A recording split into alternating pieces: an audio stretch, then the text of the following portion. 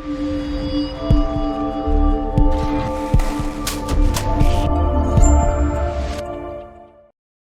everyone, welcome back to UE5 BP Guru. Today we're back in the Pokemon clone series. I know, oh my days, another video so quick in succession, I must be dying, right? No, I thought I'd continue on with that inventory section where I just kind of talk you through how I actually used those items. Someone did ask in the comments how I did it. So I thought I might as well show you if I can actually find out where I'm going here. There we go, widgets. So obviously we spoke about actually setting up the inventory itself. The buttons that I have for my inventory, if I show you the main inventory one, the battle slots and the capture slots are just changed for those particular widgets, those particular inventories, those 4 battle slots and 4 capture slots. That's the only difference. We're using that instead of our main inventory.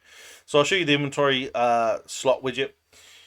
I need to upgrade it a bit just so it does the pictures, the image of the, but I haven't got any images at the minute, so I don't think it was like a big deal. It's very simple to add that in. So all it is an on-clicked, because we set up the name and the quantity back in the inventory as you saw before. So all we're doing is we're just getting our third-person character. We're getting our trainer information, we're getting that inventory, and we're running it through a for each loop. And we're checking to find, well, we're finding that item via the slot ID. So remember back in the other inventory, if you go back to the other video, you will see where we set that slot ID depending on when we create the inventory slot widget. Well, now when we click on it, we want to find that information, and we are setting as a branch, so obviously we know we found it. We get all widgets of class, which is the inventory widget. We do a get and we cast to that, and we set that inventory description text box that I showed you in the bottom right, and we set that as the item description. So when we click on it, we get the item description, and we set that slot ID as the focus slot ID, which is kind of one and the same, to be honest. But the way when I was doing it, I was like, oh, I need to figure this out, because the reason we have a focus slot ID is because we're dealing with multiple inventories. We're not just dealing with the main inventory. Now, if you didn't do battle slots like me and you had just your main inventory, you wouldn't need to use the focus slot ID. You can just use the ID, the slot ID. The reason I have this is because I have battle slots and I have capture slots, and I need to know which focused slot ID I'm talking about. And that brings us to this focused items here, which is the focused inventory or focused battle and focused capture. So whatever we click on, I mean, this is more important than this, I would imagine, but it's good to have both, I guess. And we're just getting that focused inventory. Obviously, in the battle slot one, we focus on the battles, and in the capture one, we focus on the capture.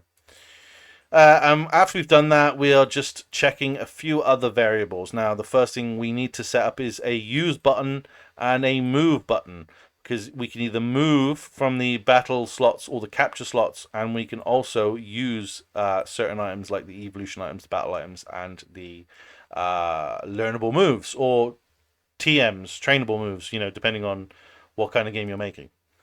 So we set those buttons to visible depending on if it's something we can do. Now, obviously, let's say, for example, we're looking at our sell item inventory. We're not going to need either of those buttons because we can't do anything in our inventory with those. They're just for selling at the shop. So we're doing a check here. We're doing a Boolean check to see if any of these 3 are active. If they are, we set the use button to true, and we can set it to visible. If it's a battle item or a capture item, for the second line, so again we're doing another OR, we branch true and get the move button to true, because we want to be able to move between those 2 inventories. So that's the inventory slot basically in a nutshell. And as I said, the battle slot widget and the capture slot widget are exactly the same. It's just changing those differences. Like, for example, we grab the other 2 inventories, like the battle slot items or the capture slot items, and we're just changing this focused item as well at the end. But everything else is the same. The only other thing I think with the capture items is we don't need to. Well, actually, no, I think this is exactly the same setup, to be honest. I think maybe we don't have all these checks. I can open it up and show you, to be honest. We've got time, right? It's only been 5 minutes into this video. We've got time. Yeah, so the only difference with the battle is that we're just checking. For the battle, we always set use and move to true. And if we click on the capture, I think we only set move to true. Let's just double check so I'm giving you the right information. Yeah, it's just the move button that gets set to true. So that sets up my usable items in battle. That's pretty good. And then the only other thing to show you guys in the backgrounds of all this is the inventory party widget. So if you remember, if we use an evolution stone as an example, we get this, a series of 6 of these on a uniform grid show up. I did show you that in the last episode. And this is a little bit more complicated because there's a lot more to it. So I'm not going to show you everything. Again, some of this is just for you guys to see. But I think someone did ask, how did we use the LM moves? So we'll go down that one. I think I did actually show one of these. Maybe, I don't know. I can't remember. It doesn't matter too much.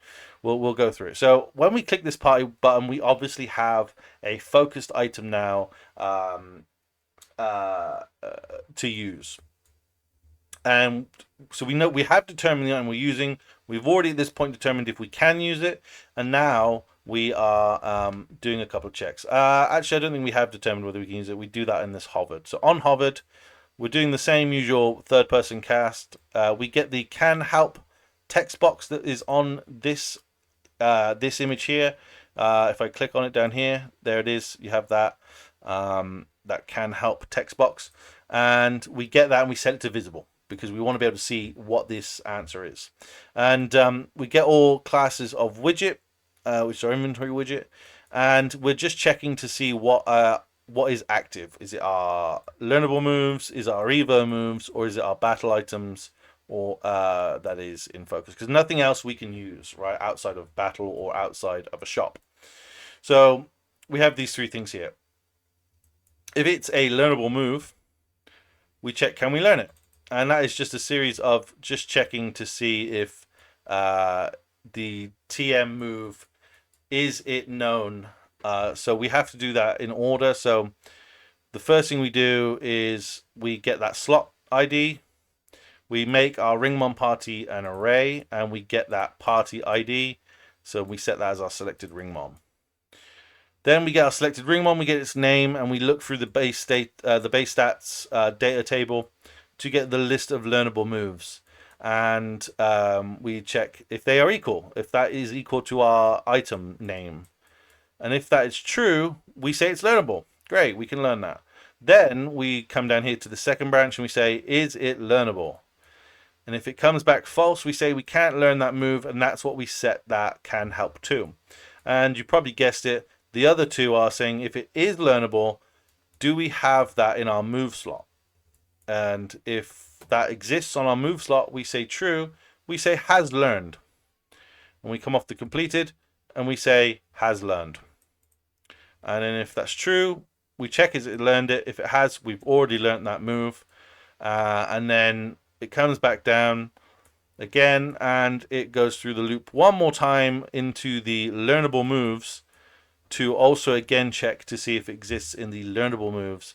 And if it has, if it exists in that learnable moves, again we say it's already learned. And if it's false, we say learn move. That's just setting it up to say can we learn or not. And the same for the check evo is the same thing, can evolve or no effect.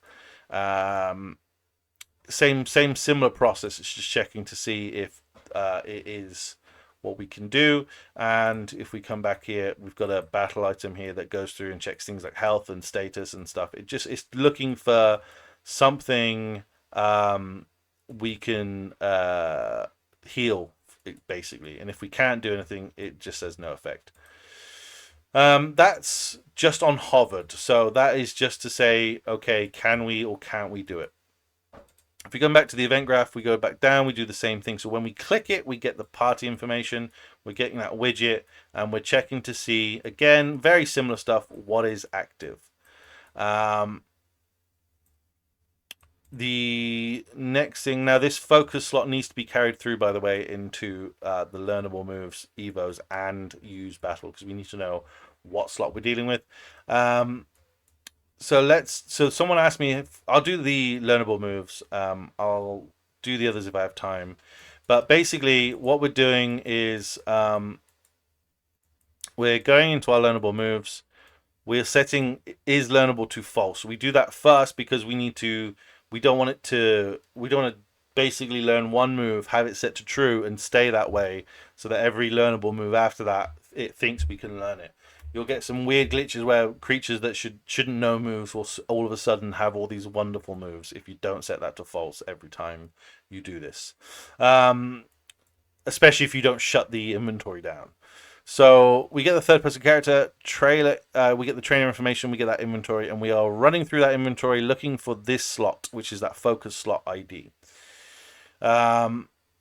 We then get our Ringmon party set to an array again, and we get that party ID from that array. And the first thing we're doing is, if we are learning it, which we should be at this point, we should already know if we can learn it. So we click on it, we run through, we get that information, and once we say it's true, we get the quantity of that item and we minus it by 1. That's the first thing we do.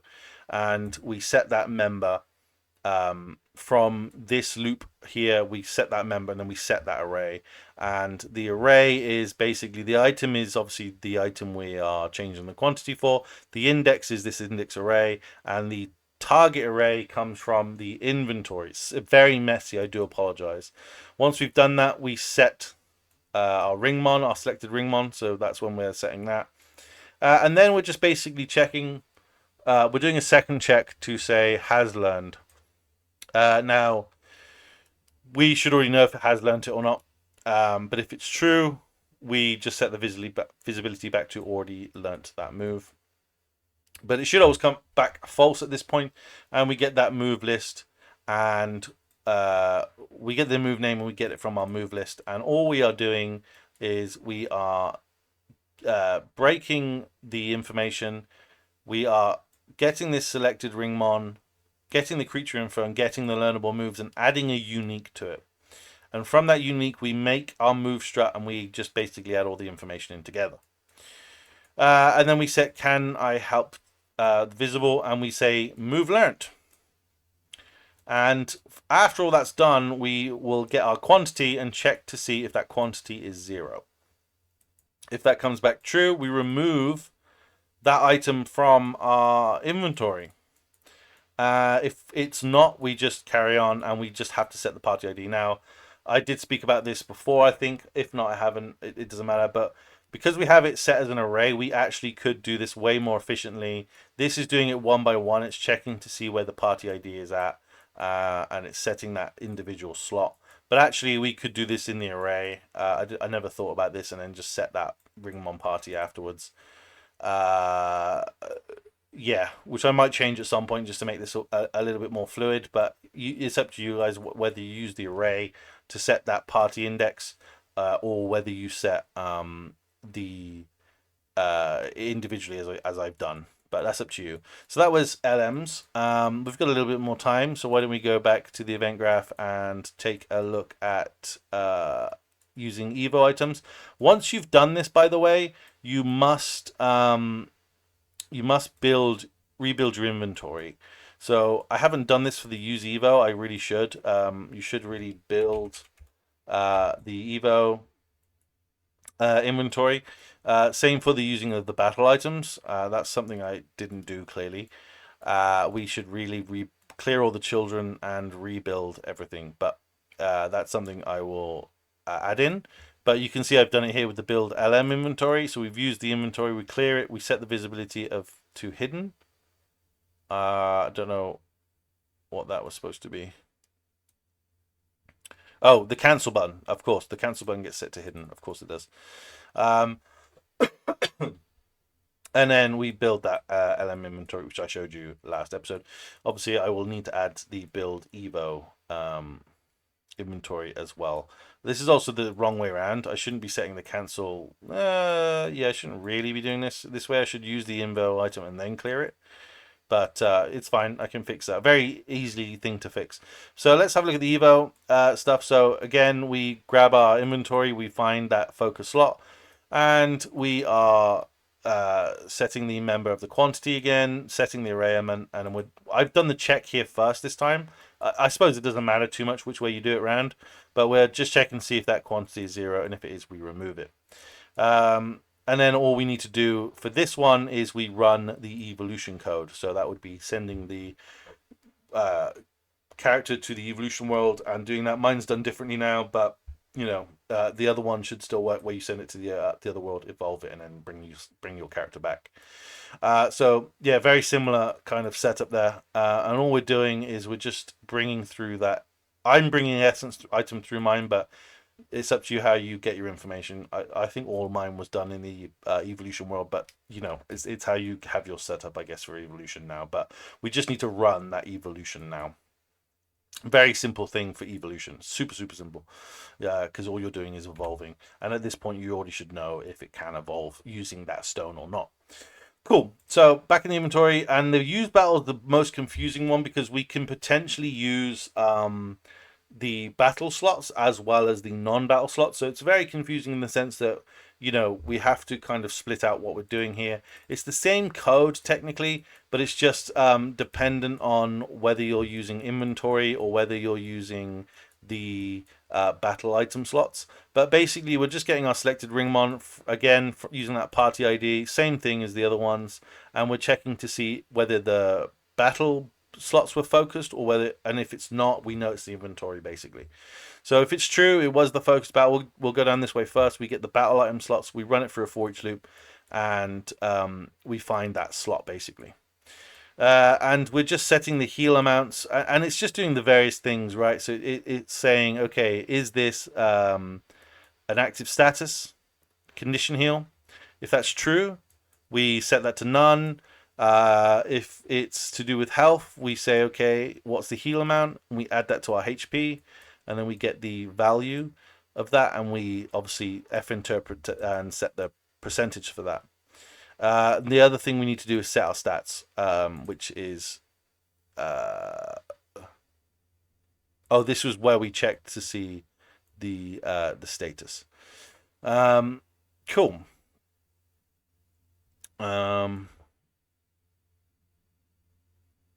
Yeah, so that's just going through, and is it equal to burn? If it's true, we set the opacity and we set the color. Oh, I've gone too far. Where have I gone? Where am I? Here we go. So yeah, so we're just basically setting that status. So again, it should go back to none, and then we set the status to none, so it should just disappear. And then we also set the ringmon here as well, and we go through that same process again. I feel like I should update this to a for each loop. It would be far more efficient. I don't know why I didn't do that in the first place, but again, it's up to you how you do it. So if it's the inventory, it's exactly the same process. And the only thing I haven't done on here, which I've just realized, is I haven't minused off one of the battle items. So at the moment, you will still have this battle item forever, an infinite amount at the moment. But if you want to get ahead of me and add this into your code, you literally just have to follow the same process of getting the quantity and minusing off that quantity wherever I did it. What the heck? Did I not do it for this one either? Oh no, I'm checking. Oh gosh. Use Evo. There we go. Yeah, minusing off from the quantity and then setting that array element, and then just doing a check to see if it's equal to 0, and if it is, removing it. Very simple thing you need to do for the usable moves as well.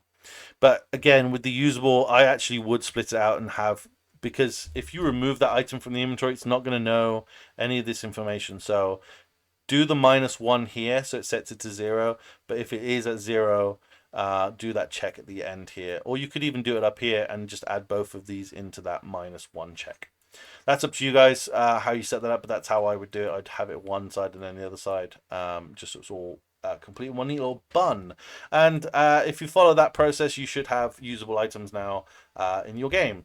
And yeah, hopefully you found this useful, just having a little look over the code.